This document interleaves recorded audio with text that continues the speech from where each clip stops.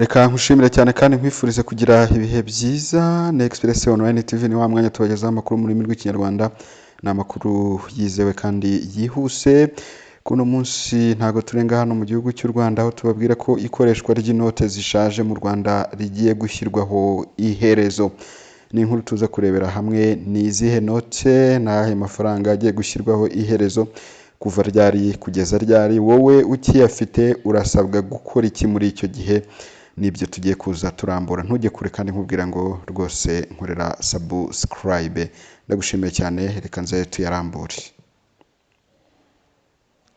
U Rwanda rwatangaje ko inoti ya 500 y'u Rwanda n'iy'igihumbi ndetse n'ibihumbi 2 n'iza 5 zashyizweho hagati ya 2024 na 2015 zitagifite agaciro mu Rwanda, ariko bikazatangira kubahirizwa nyuma y'amezi 12 iteka rya perezida rikuraho ritangajwe mu igazeti ya leta y'u Rwanda.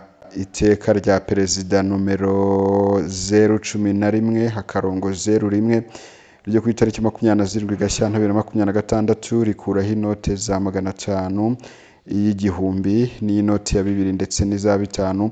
Rivuga ko inote ya 500 n'igihumbi zashyizweho n'iteka rya perezida nomero 38 akanyerezo 01 ryo ku itariki 20/02/2024 rihamya inote z'amafaranga 500 n'igihumbi zifite agaciro mu Rwanda. Inote ya 500 yashyizweho n'iteka rya perezida nomero 51 hakabago 01 ryo kuwa 10/02/2013 rihamya inote nshya y'amafaranga 500 y'amanyarwanda ifite agaciro mu Rwanda, zikuweho kandi zitagifite agaciro mu Rwanda.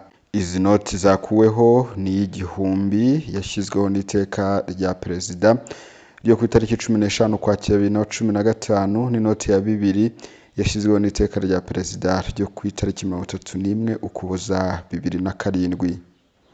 Hakuweho kandi inote ya 5 yashyizweho n'iteka rya perezida ryo kuwa 5 Kamena 2024, n'inoti ya 5 yashyizweho n'iteka rya perezida ryo ku itariki 12 Kanama 2009.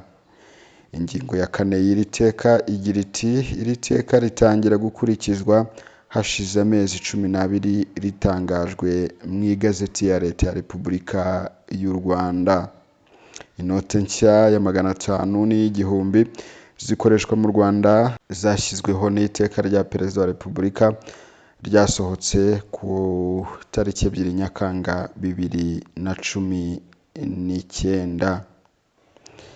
Igihe izi note nshya zasohokaga, Banki Nkuru y'u Rwanda yavuze ko inote ya 5 n'iya 2 zaherukaga guhindurwa mu myaka myinshi ishize, kuko nk'iya 2 ari yakozwe tariki ya 1 Ukuboza 2014.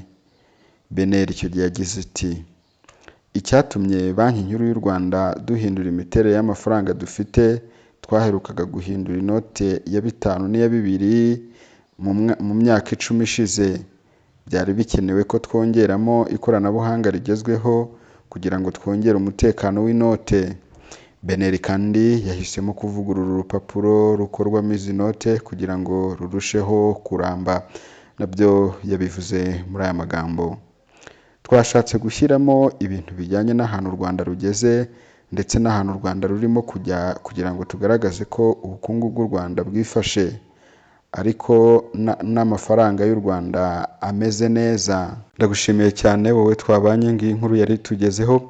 Icyo twabwira ni uko iri teka rizatangira kubahirizwa nyuma y'amezi 12 iteka rya perezida rizikuraho ritangajwe mu igazeti ya Repubulika y'u Rwanda. Ni ukuvuga ngo uracyafite igihe cyo kuba izi note wazikuyeho urimo gukoresha inote nshyashya, mu gihe amezi 12 atari yashira. Ndagushimiye cyane.